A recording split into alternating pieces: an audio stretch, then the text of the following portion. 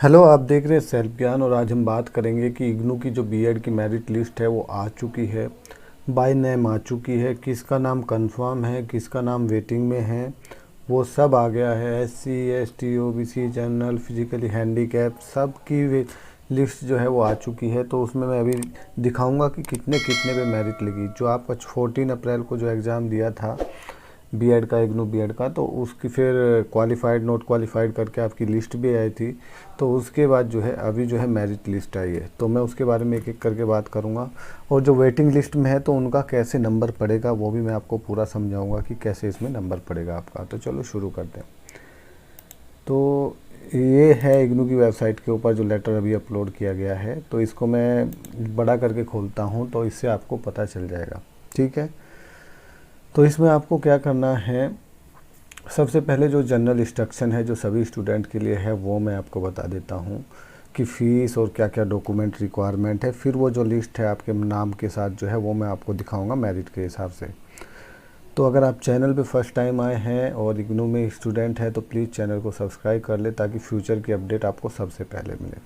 और जल्दी जो है आपके जो है बीएड के जो इम्पोर्टेंट क्वेश्चंस है वो सब जो है अपलोड कर दिए जाएंगे। तो चलो शुरू करते हैं इसमें। सबसे पहले तो आपका जो फ़ीस है वो 55,000 रुपये आपको जमा करने पड़ेंगे डॉक्यूमेंट के साथ आपको। ठीक है, तो 55,000 रुपये आपको रेडी रखना है। आपको एक लिंक दिया जाएगा, उस लिंक पे जब आपको कंफर्म हो जाएगा कि आपका एडमिशन हो रहा है तो आपको एक लिंक शेयर किया जाएगा। उस पे जो है आपको 55,000 रुपये अपने जमा करने हैं। और ज़्यादा फर्दर अपडेट के लिए आप जो है इग्नू का जो बीएड प्रोस्पेक्टस है 2021 वो आपको देख लेना है। उसमें आपको कौन से ऑप्शनल हैं और कौन से इलेक्टिव कोर्सेज हैं उसके ऊपर अगर आप वीडियो कहेंगे कौन से आसान है कौन से हार्ड है, मैं उसके ऊपर अलग से बना दूंगा। लेकिन आप अगर ज़्यादा गहराई से देखना चाहते हैं तो प्रोस्पेक्टस देख लेना, उसमें अपने कोड को अपने उसी हिसाब से आप चूज कर सकते हो। आपको जो डॉक्यूमेंट रिक्वायरमेंट है हाई स्कूल, इंटर, ये सब जो है उनकी मार्कशीट और सर्टिफिकेट आपको चाहिए। ग्रेजुएशन, पोस्ट ग्रेजुएशन जो है उसकी मार्कशीट या सर्टिफिकेट जो है वो भी चाहिए।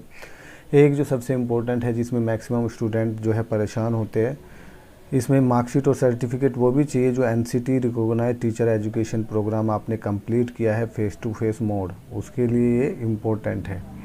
अगर वो आप प्रोड्यूस नहीं कर पाए तो आपका एडमिशन नहीं होगा। ठीक है, सबसे पहले वही चेक किया जाता है। जो सर्टिफिकेट है जो इंस्टीट्यूट ने दिया हुआ है टीचर एजुकेशन वाला फेस टू फेस मोड में, वो रिकॉग्नाइज होना चाहिए एनसीटी से।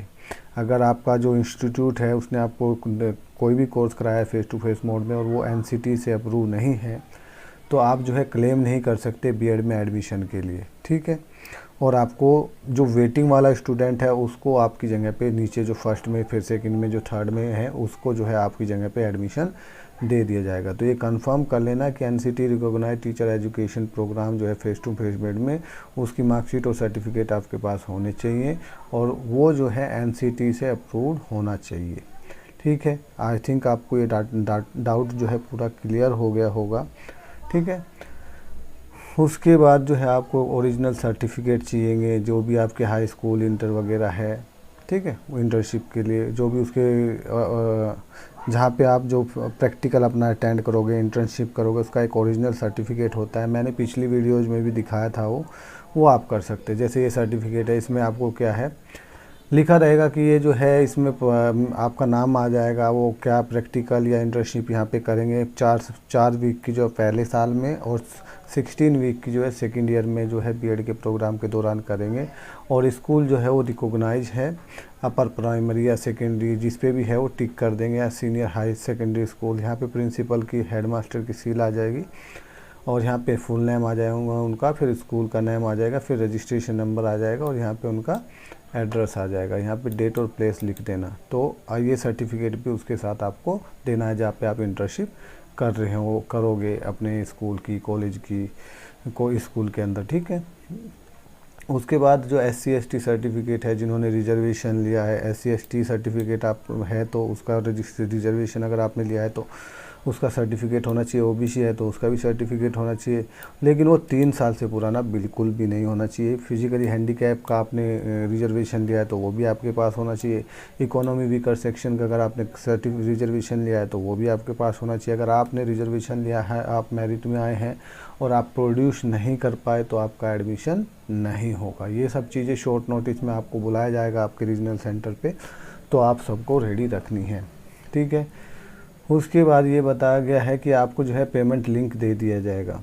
अगर ये बताया है अगर किसी के नाम में चेंज है तो वो हाई स्कूल सर्टिफिकेट के अनुसार तो आप जो है अपनी लीगल फॉर्मेलिटीज़ पूरी कर लो, जो आपके सरनेम वगैरह से रिलेटेड है, अटेस्टेड कॉपी बनाना, नोटिफिकेशन निकलवाना न्यूज़पेपर के अंदर अपने नाम चेंज करने के लिए, अटेस्टेड कॉपी, एफिडेविट वगैरह क्लास ए मजिस्ट्रेट से स्पेसिफाई होना चाहिए, ठीक है। मैरिज सर्टिफिकेट लगाते हैं अगर सरनेम वगैरह चेंज होता है तो वुमेंस कैंडिडेट का सरनेम है ना, तो attested copy of gazetted notification जिसमें आपको चेंज ऑफ रिफ्लेक्ट मार्क होना चाहिए आपके पास। तो आई थिंक आप समझ गए होंगे। फिर जो है आपको एक पेमेंट लिंक प्रोवाइड किया जाएगा जब आपकी सब चीज़ें कंफर्म हो जाएंगी, तो उस पे जाके आपको 55,000 आपको पे कर देने हैं। उसके बाद हम नीचे चलते हैं तो ये सबसे पहली लिस्ट है जनरल कैंडिडेट की, ठीक है। तो इसमें जो एडमिशन 2021 से आपका शुरू हो रहा है, फर्स्ट मेरिट लिस्ट है ये। यहाँ पे जो है 85% से शुरू की गई है इसकी मेरिट लिस्ट। ये रीजनल सेंटर नोएडा की मेरिट लिस्ट है फ़िलहाल, ठीक है, जिसकी मैं डिस्कस कर रहा हूँ। और ये जो है 75 तक आपके इसमें लिस्ट कंप्लीट होगी, 75 यानी कि 45 कैंडिडेट को उन्होंने एडमिशन कंफर्म किया। उसके बाद वेटिंग लिस्ट शुरू हो गया, जनरल कैंडिडेट का वेटिंग लिस्ट शुरू हो गया, फर्स्ट वेटिंग लिस्ट है। तो ये फर्स्ट नंबर पे कौन है, जैसे नीतू राठौर है। उसके बाद ये 75 से लेके और 72 तक वेटिंग लिस्ट में 69%, ठीक। तो ये 69 स्टूडेंट वेटिंग लिस्ट में रहेंगे। जैसे ही कोई फ़ीस जमा नहीं कर पाएगा, कोई किसी डॉक्यूमेंट में निकल जाएगा तो वो नीचे वाले स्टूडेंट को ऊपर ले लिया जाएगा, ठीक है। उसके बाद ओबीसी में है क्रीमी लेयर का फर्स्ट मेरिट लिस्ट जो है 75 से स्टार्ट की गई है और 71 तक जो है नोएडा रीजनल सेंटर की फिनिश कर दी गई है। तो इसमें लगभग 27 स्टूडेंट को लिया गया है। इसमें से 1 से लेकर 26 तक जो स्टूडेंट है यहाँ तक, ये 26 तक जनरल कैटेगरी में भी उनका नाम है listed under general category waiting list, यानी कि वो जनरल कैटेगरी में भी की वेटिंग लिस्ट में भी है। If these candidate are admitted there general category waiting list then these seat will be filled by the other OBC candidate in the merit order. अगर ये जो ऊपर जो 26 तक जो स्टूडेंट है वो जनरल कैटेगरी की वेटिंग लिस्ट में भी है, अगर उनका जनरल में एडमिशन हो जाता तो ये सीट खाली हो जाएंगी। तो इसमें जो दूसरे ओबीसी के कैंडिडेट हैं वो ऊपर आ जाएंगे तो उनका भी एडमिशन हो सकता है। उसके बाद ये जो ओबीसी की वेटिंग लिस्ट आई, फर्स्ट वेटिंग लिस्ट, ये जो है 1 से शुरू की, यानी कि 71 मार्क्स से लेके शुरू की और 66 तक है। 44 कैंडिडेट को इसमें रखा गया है। उसके बाद है एससी शेड्यूल कास्ट वाला सर्टिफिकेट। इसकी जो फर्स्ट मेरिट लिस्ट है वो 75 से शुरू की गई है और 68 तक लिया गया है, यानी कि टोटल 17% इसमें लिए हैं। इसमें भी जो है 1 से लेकर 5 तक जो कैंडिडेट है वो जनरल कैटेगरी वेटिंग लिस्ट के हैं, also listed under the general category waiting list. ये यहाँ 5 तक जनरल कैटेगरी वेटिंग लिस्ट के अंदर है, ठीक। तो अगर वो उनका जो है जनरल कैटेगरी के अंदर में हो जाता है सीट में, तो नीचे वाले जो है वो एससी कैंडिडेट को उनके अंदर में ले लिए जाएंगे। ये जो है वेटिंग लिस्ट है एससी की। इसमें क्या लिखा है, इसमें लिखा है serial number 1 to 5 are also listed under general category waiting list. ये जनरल कैटेगरी की वेटिंग लिस्ट में भी है ये। If these candidate are admitted under general category waiting list then these seat will be filled by the other SC candidate. अगर ये पांचों जो है वेटिंग लिस्ट में ही रहेगी जनरल कैटेगरी की, तो ये जो सीट हैं दूसरे एससी कैंडिडेट से फिल की जाएंगी। सेम जो है आपका एससी की जो है वेटिंग लिस्ट शुरू होगी 27 तक है। सेम जो है यानी कि इसकी मेरिट लिस्ट कहाँ से शुरू हुई, 68 से शुरू हुई और 63 तक लिया है।